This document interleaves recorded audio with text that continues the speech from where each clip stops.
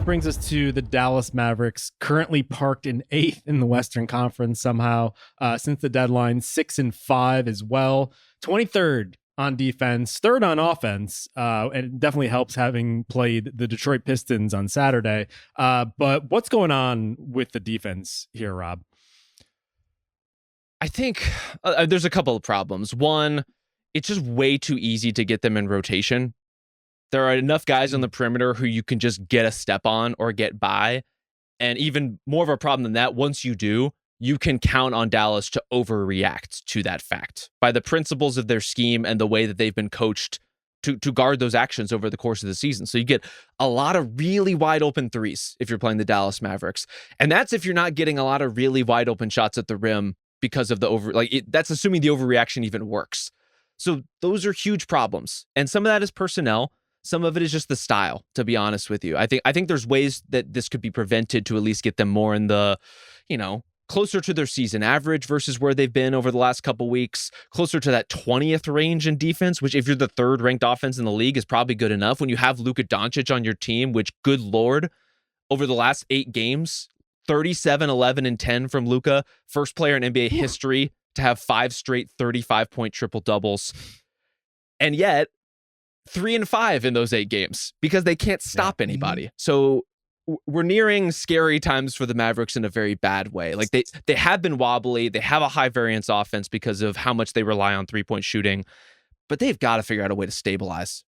Yeah, the offense obviously is rolling when you have an MVP candidate, a serious MVP candidate, Isaiah, like Luka Doncic.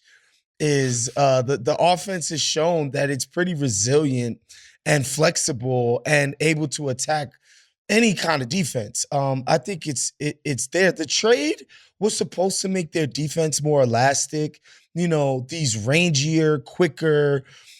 I guess you could call both of those guys bigs, if you will, if not centers outright. That was supposed to help them be less, like Rob said, just easy to penetrate and puncture.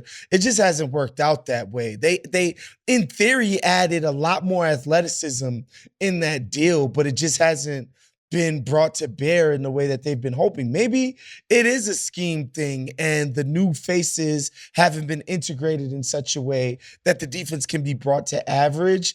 But I think it's definitely, I'm at like a 4 with it. I can't be too concerned when Luka Doncic is still kicking everybody's every single night. But the defense is, it's something to watch. And Lively, again, he's a rookie, right? As good as he's been, he's a first-year player. He's not going to just dominate NBA teams, right, on that end. And so I think they got some time to shore these things up. And to me, they just need to be average. They can't be 23rd. They need to be closer to 16th, 17th, 15th. Yeah.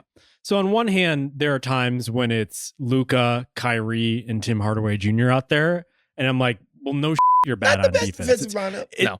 It's like, we need to find the person who did this. It's like very clearly what you're doing here. On the other hand, they have switched to this too big.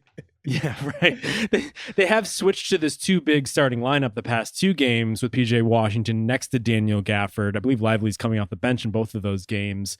On the one hand, I think it makes sense at the very least to try it out, especially as we're going through the regular season. On the other hand, I don't know how you feel about it, Rob, but it doesn't feel like despite being bigger in the front court, they play bigger. There's just kind of a, I don't want to say softness just because of what a pejorative and what all that entails there, but they're not thumping in the way that you would expect with that much heft in the front court, I would say. Well, yeah, they're not thumping bigs. They're more stretch, but they can also kind of rebound and they can also kind of protect the basket. So you're going for a combo deal with that. But the alternative is you're starting someone like Derek Jones Jr. at the 4, who's just, we've seen historically and over the course of the season, too slight to play that position on a long-term basis. So that's why they do it, in the hopes that it can buttress their defense. Neither of those guys is a pure rim protector, but combined, maybe they could get the job done is the hope. I think the problem is that they're overcompensating for that. And really, maybe they should trust guys like Gafford and Lively more. I think the problem with Lively is he gets a lot of fouls. And that's the problem with him being a young player is he gets... Rookie. doesn't get the benefit of the doubt on like borderline contact, but also just over pursues and goes after stuff. And that's part of the reason I think why they're trying Gafford, to see if that can work in that spot. Hopefully, you have to hope that between those three and Maxi Kleber in the rotation, that you can cobble together some kind of defense that can work here. And some of it is also finding the balance of, I think, at the expense of Tim Hardaway, if we're all being clear about what the trade-offs need to be here, finding more time at the three for, Derek Jones and Dante Exum, who's been really good for them in spots. You need those sorts of players with Kyrie and Luka as much as you can at that three spot. Really flexible, multi-positional defenders who can ease the burden on them, because this is not working. I think the trades they've really raised the ceiling. Like, I think Gafford and Washington raised the Mavs' ceiling. They make them a better team. They give them a punch on offense and on the offensive glass that's been really important. But the floor is exactly what it's been, which is you could take a bad step at any time and all of a sudden everything collapses in one quarter and it costs you a game. Yeah, that was kind of my concern with PJ Washington too, because it's like you, in theory, or at least on paper, get bigger in size, but do you really? And then also, does he really give you the type of stretch you need there, consistent stretch from that position if you wanted to play him in Gafford? His defense has always been theoretical, honestly. It's like he's rangy, he's long, he's quick, he's got hops. It's like, oh, that should be a guy that really helps you on defense. It's just never really come to fruition in any consistent manner, not in Charlotte anyway. Yeah.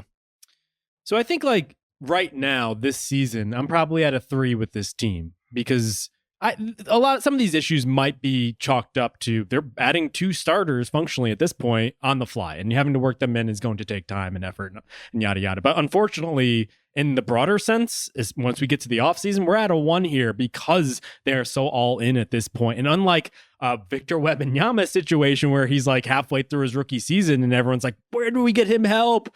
I mean, the clock is very much ticking with Luka, and like the Mavs themselves have pretty much admitted as much by going all in with depth. And maybe they can swing a trade where they trade some of these players together to upgrade to a superstar. But like, we're getting down there to like the scary hours with him, and this is going to become a more and more of a talking point as we go through the next, I would say, year. Probably by next trade deadline, if they haven't gotten their together, this is going to be a powder keg. I mean, one question I think is relevant now, Rob, is like, do you think Jason Kidd makes it through the season? Like, well, not through the season, but makes it into the offseason?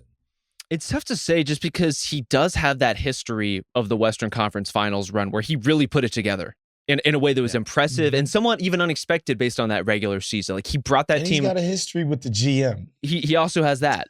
He's got a little cover, which always goes a long way for coaches in his position. I think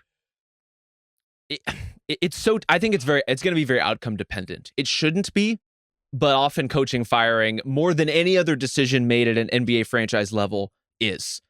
Do you make the playoffs, especially after last season not even qualifying? And what do you do when you get there to show a level of respectability?